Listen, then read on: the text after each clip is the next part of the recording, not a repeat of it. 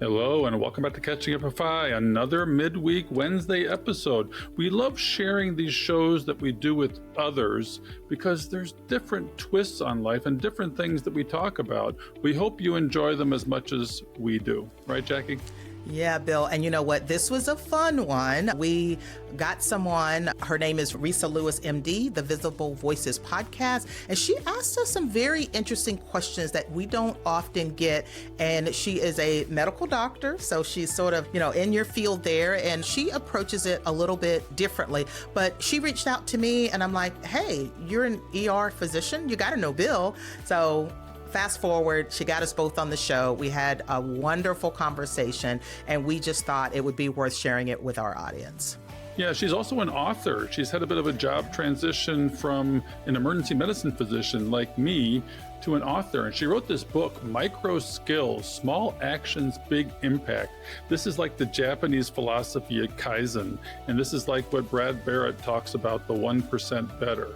And so we can all, just like late starters, we can all get better. Baby steps, take one bite out of the elephant at a time, and you'll be able to eat the elephant. So I hope you enjoy this show. Yeah, so take a listen to the Visible Voices podcast.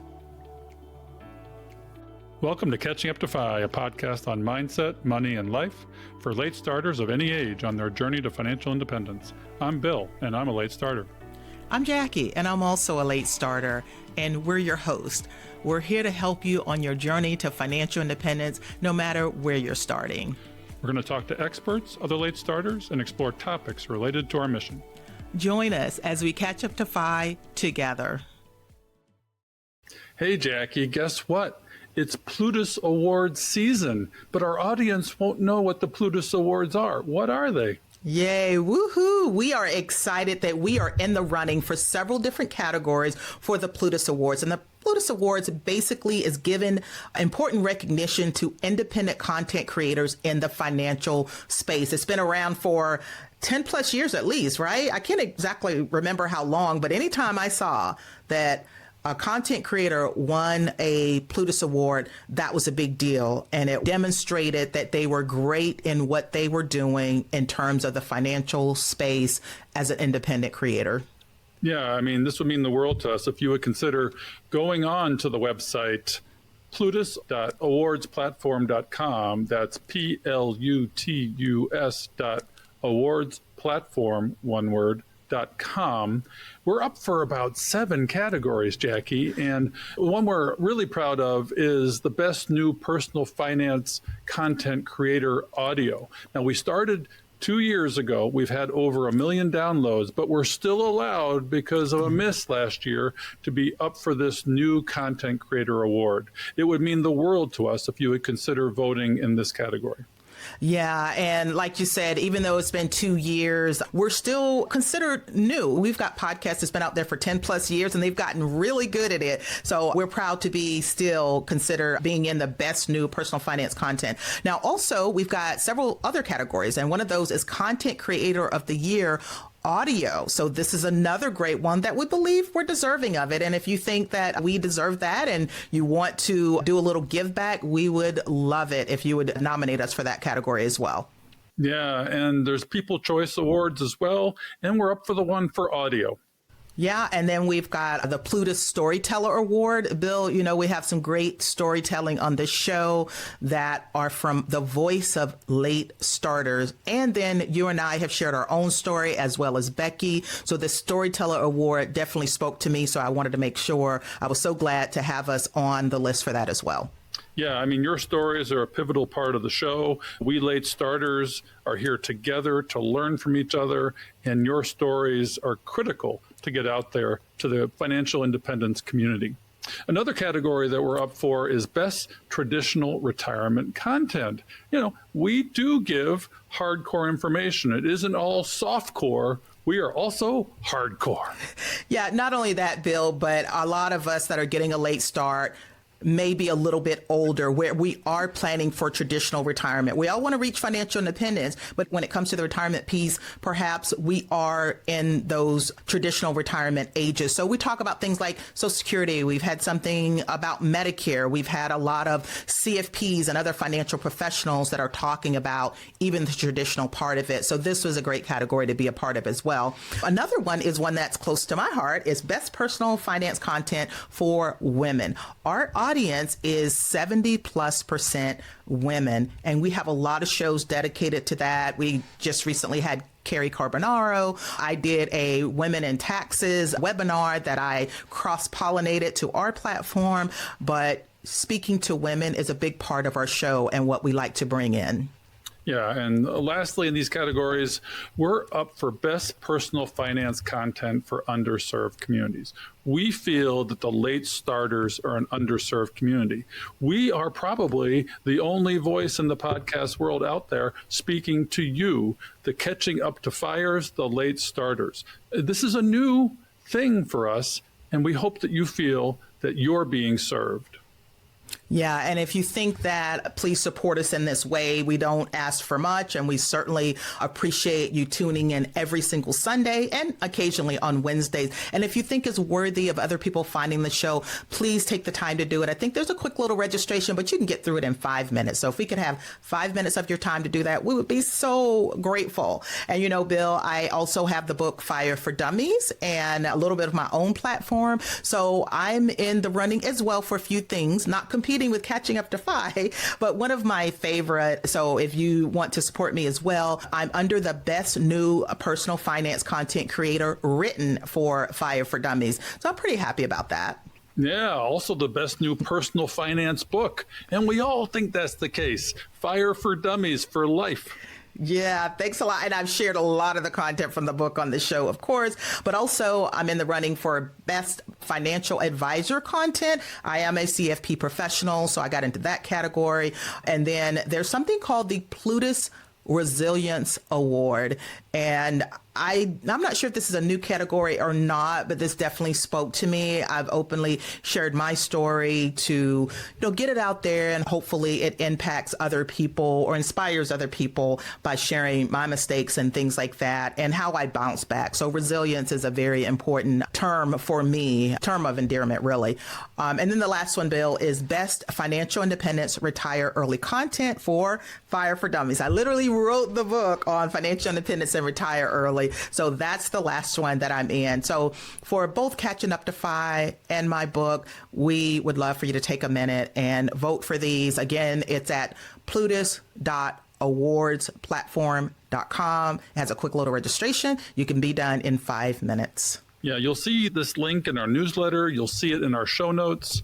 And we just hope you feel as we do that we put out some stuff that is worth listening to.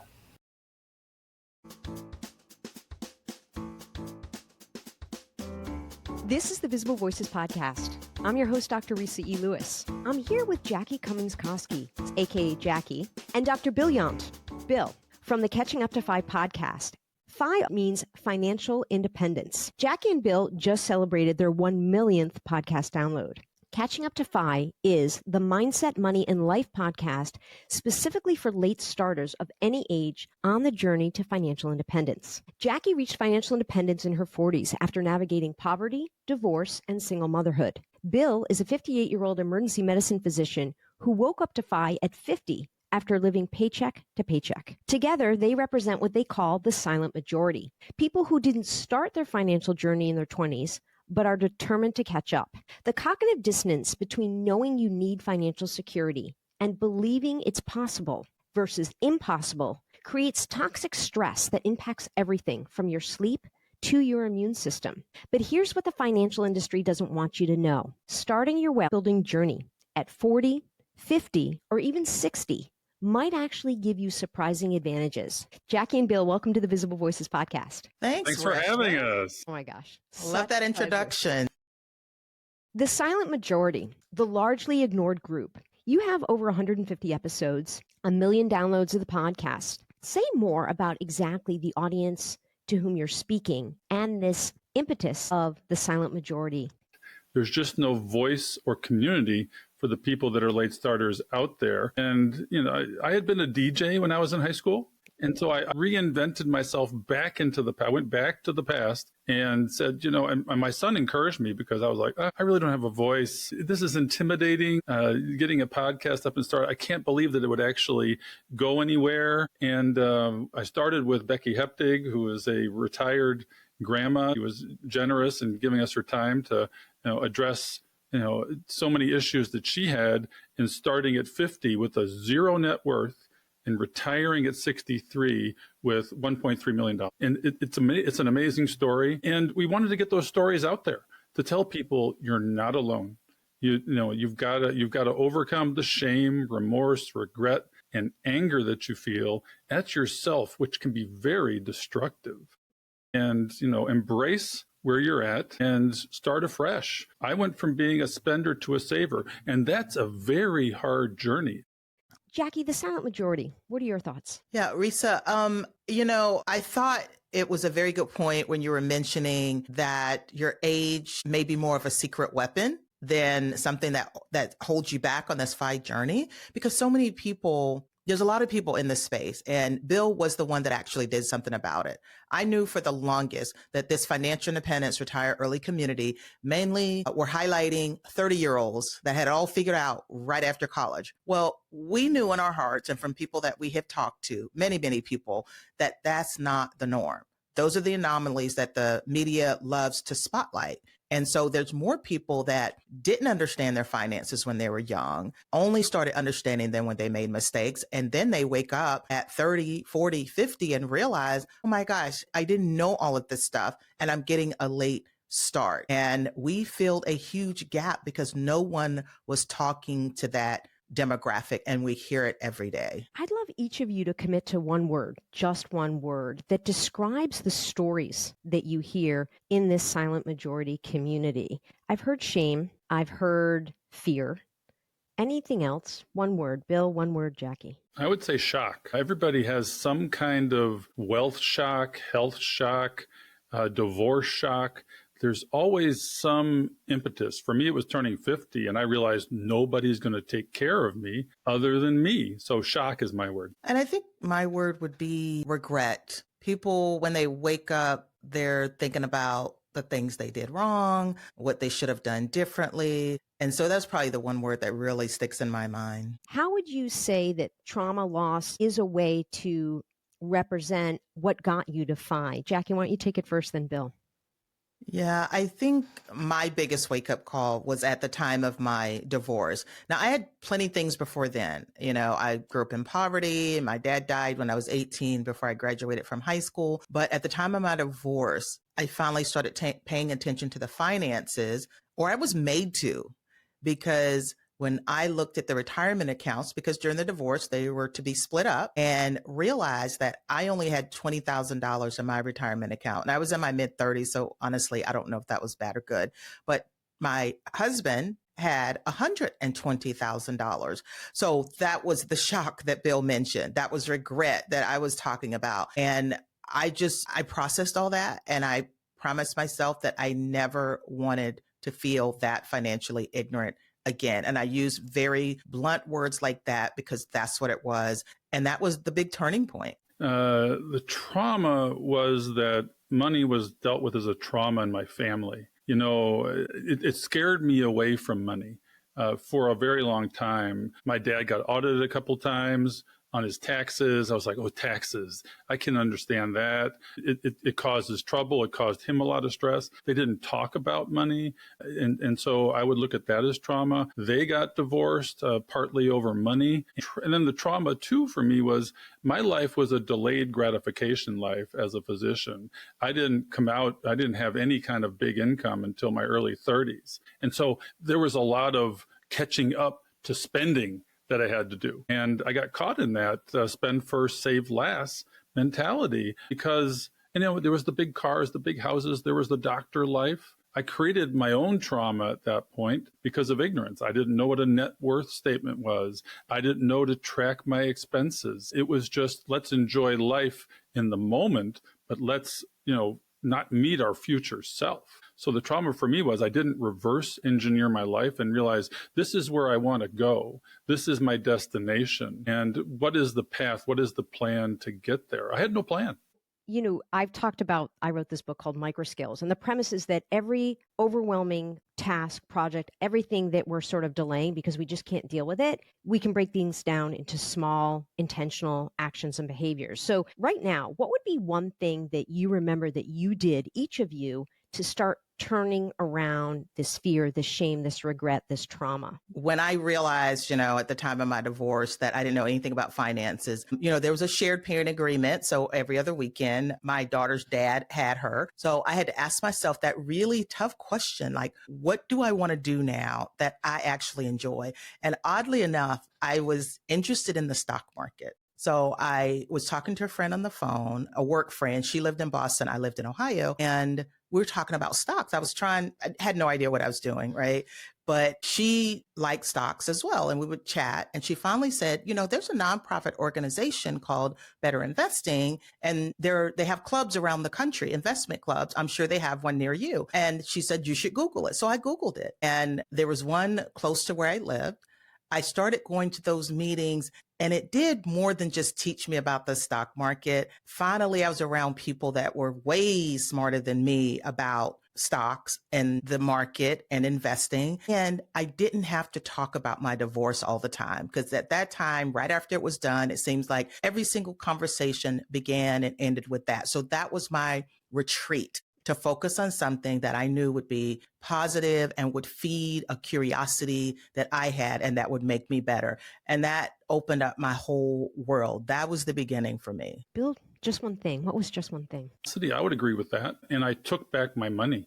I had given it away to salesmen and a private bank that were charging me, and I didn't pay attention to what I was paying. So it was sort of a take back control of your life, and then getting curious about my education. I had been educated on medicine, but I had, in financial and medical health, but I didn't know what financial health was. I didn't know what creating wealth was. I could look rich, but I wasn't wealthy. Audience members may or may not be surprised that they don't really actually teach us about managing money. Physicians, that's a deficit in our education, but it doesn't start in just medicine and medical school and becoming a doctor. Jackie, you and I share this interest about public school education. It should start way back. It should be everybody in universal public education. And both of you are committed to educating the community. But Jackie, you've actually gotten the degrees, the certifications to be an educator. I looked it up right before we jumped on the show. Right now, 28 states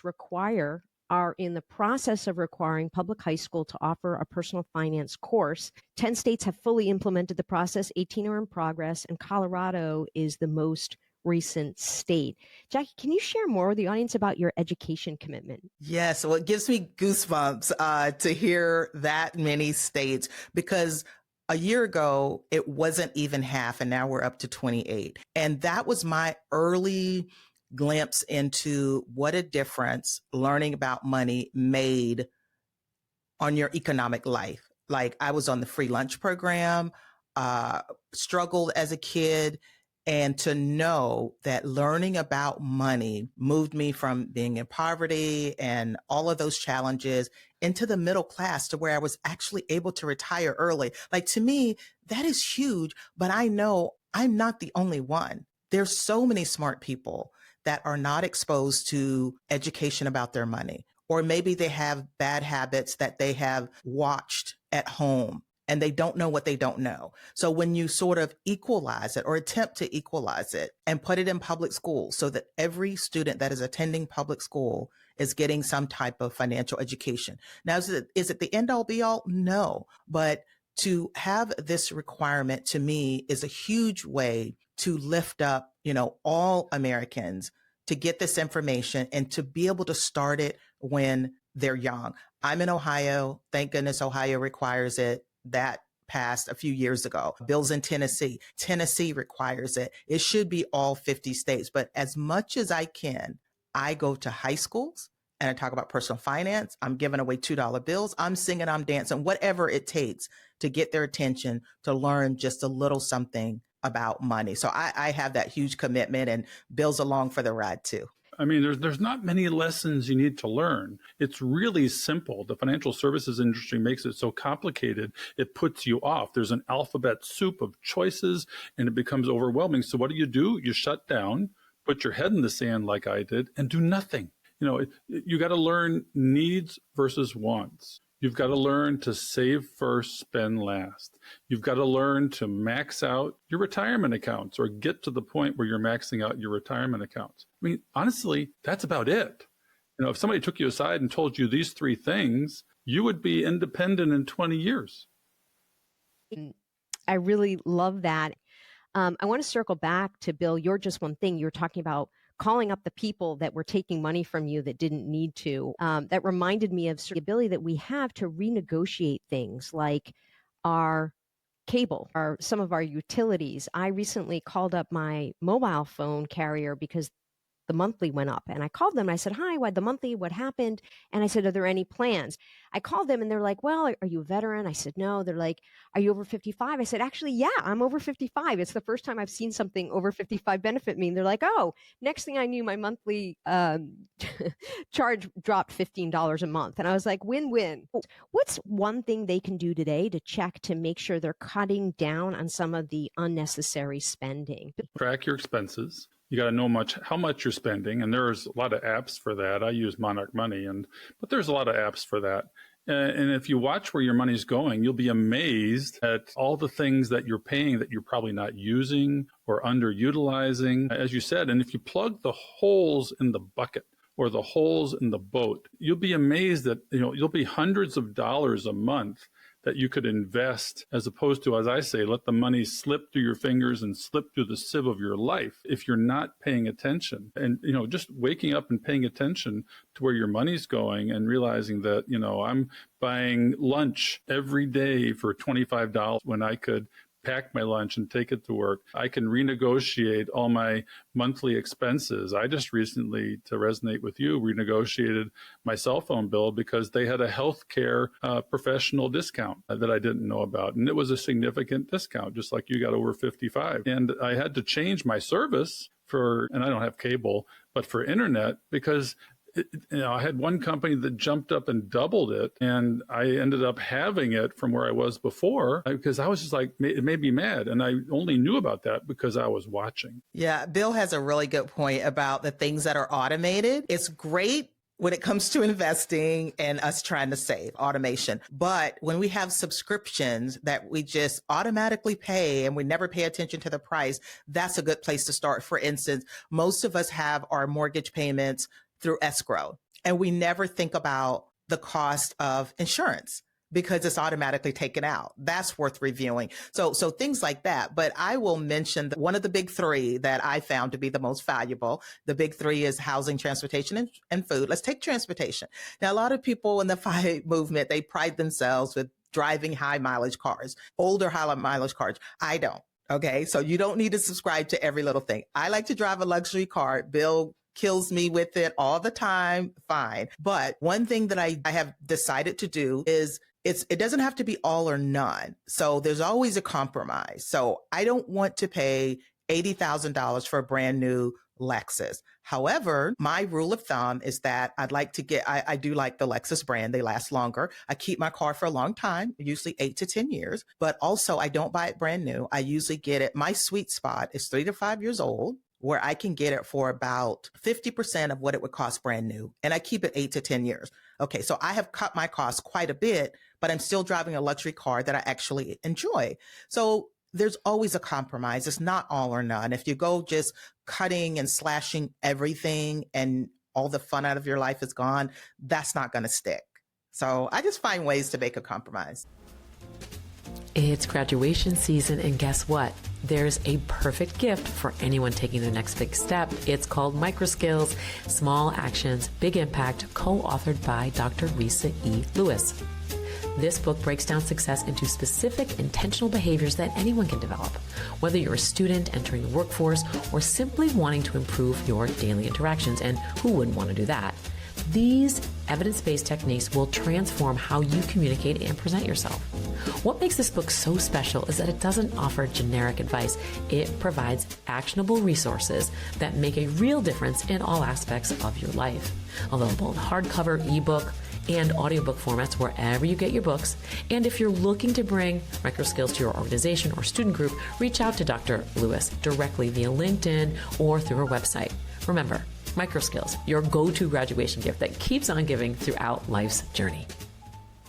This is a time that I'm going to do a little bit of a plug of this book, Fire for Dummies. Jackie, you're the author of this. And my first question is, how are you different having written this book? How am I different? Well, I had all that stuff in my head, and I think it takes a certain skill to be able to take what's in your head and actually put it on paper to where other people can understand it and make sense of it. So I'm not even the biggest reader out there, but I love to write and write for comprehension for other people to be able to understand it. And I believe that my lens, I am a divorced Black woman that grew up in poverty. I'm not the majority of the people in the FIRE movement. There's very few of my demographic, but I've been exposed to a lot. And I felt like that helped me to understand, hey, I can explain this piece better than anyone else. I can bring these things together in a way that no one else can. And I have that heart of a teacher. So the education with finances, it's an opportunity to provide education to so many people. And so it changed me just because it helped me realize how important it is to take my story and what I've learned and provide it as a shortcut for other people. When you believe in what you've written and in what you're sharing on the mic, it's so easy to share, and it feels great that information can be well received and you're getting that feedback that, hey, you're making a difference. This helped me. I applied that today. I just did this yesterday. Speaking of something that I shared that I applied, I was reading in the book about beneficiaries and naming beneficiaries. And there was something that I wasn't aware of. And you talked about a legacy contact. I'm wondering if you can tell the audience a bit about the importance of and what is a legacy contact. These days, a lot of our lives are digital, right? Between what we have on our cloud storage like Google to what's on our iPhone, what's on our websites, even your podcast library, right? So these days, most people do have an iPhone. Well, Apple has a way that you can set up a legacy contact. It's actually right on your phone. You go into settings and you can choose that person. So it makes it easier if something happens to that person that they have already designated you as their legacy contact. I don't know if Google has one. Honestly, these days, they all need to be doing it. Okay. But not everyone is, but that is something to think about, that there's no easy way to really do it now. You have to proactively do it. But since so much of our lives is in the virtual world, having a legacy contact will give the proper person access when you're gone. Yeah. I love that idea because I certainly have a few people that I would definitely make my legacy contact versus just like leaving it to whoever randomly otherwise, someone who's making my health decisions is different than someone that I would have looking at my digital library. That's right. That's right. It's often a different person. So yeah, I attempted to put in as much new information that I wasn't seeing out there. And so there are nuggets like that I just didn't see anywhere else that I thought would be important for most people.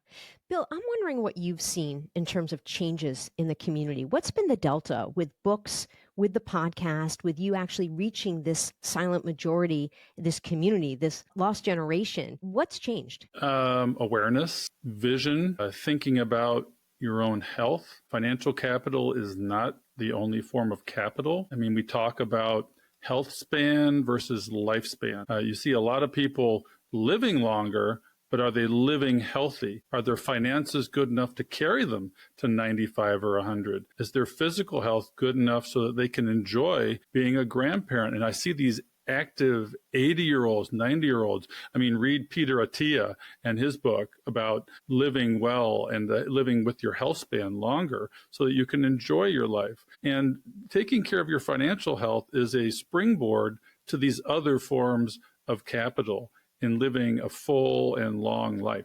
I think it's a great time for me to ask each of you about your voice. When did you realize you had a voice, and when did you start using your voice? January of 2023, and I've been thinking about it a long time because I was in analysis paralysis. As a physician, I'm type A. Before I took over my money, I had to read a whole library of books for a year because I had to be educated. I took over these things and I felt good about it. It was like a game. I mean, when I want to give myself a gift, I give myself an index fund.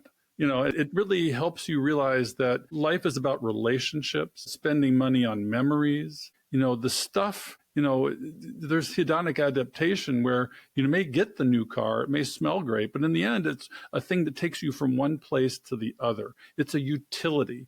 You want to buy utility in a optimized fashion and rent luxury.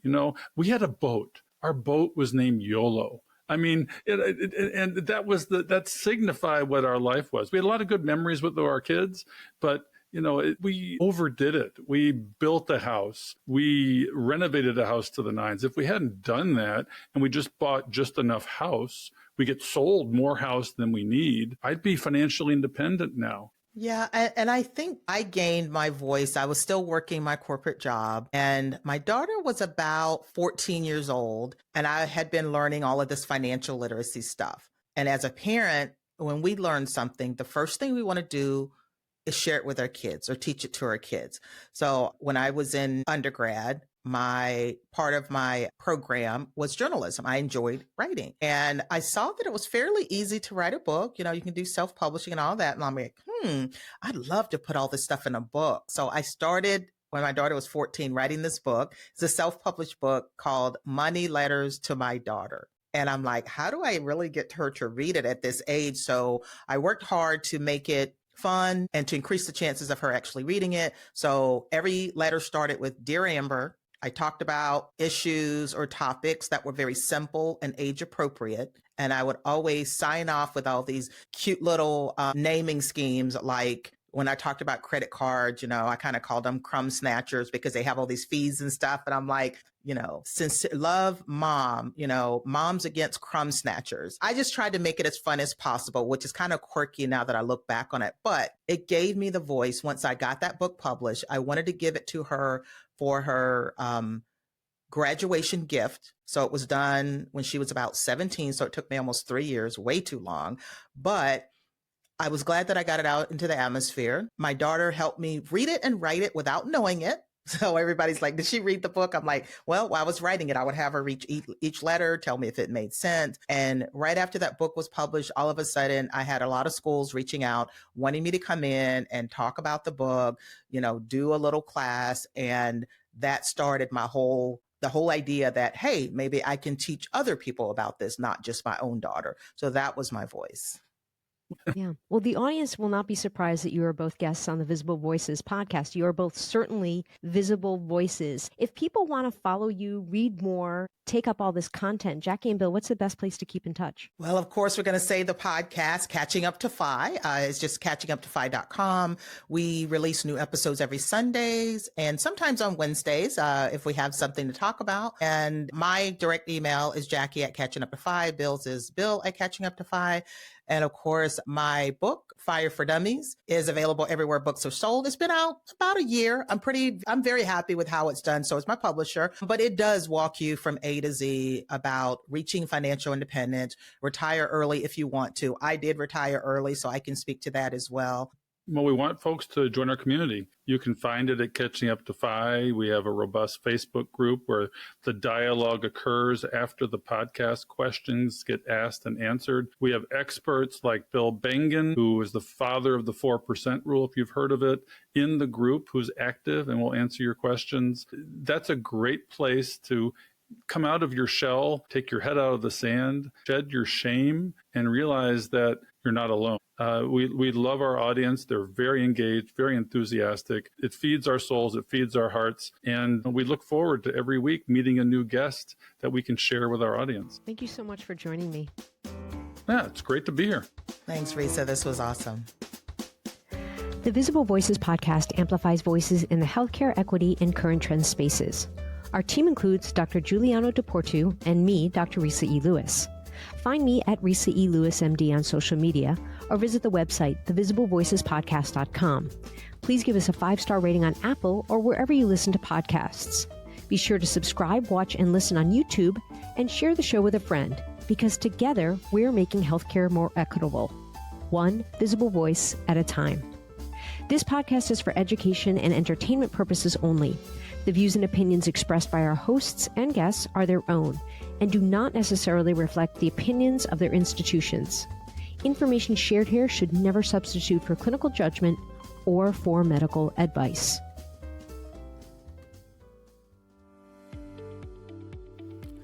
So, Bill, as you know, we cannot do this show without our amazing staff and the people that help us put this on. Our social media maven is Diana Falk, and our editor is Fritz Brizard. We love them, and they keep us going. Yeah, Jackie, I mean, this show wouldn't have the quality it has without our folks, our peeps. And we'd also like to give you a few calls to action for the show. We love our community, and we hope you love us back. If you would like to support the show and our mission to help late starters, you can do that at Buy Me a Coffee, which is a platform that allows you to make a donation. The link is in the show notes and on the website. Check out the show notes for resources mentioned in today's show. Also, head on over to our website at catchinguptofy.com and check out our vetted resources, partners, and affiliates for discounts and their services, because we love sharing great deals. Please share the show with others and head on over to our Facebook community to help us grow. If you prefer video, head on over to YouTube and watch the show there. We hope you've enjoyed this episode of Catching Up to Fi. We would appreciate it if you could also leave us a 5-star review to help our message reach others. And while we are financial educators that love to teach, remember that our content is for general education and information purposes only. We are not providing financial, legal, or tax advice. Always do your own research or consult a professional before making important decisions. So, Jackie, we'll see our audience next time on Catching Up to Fi. Cheers.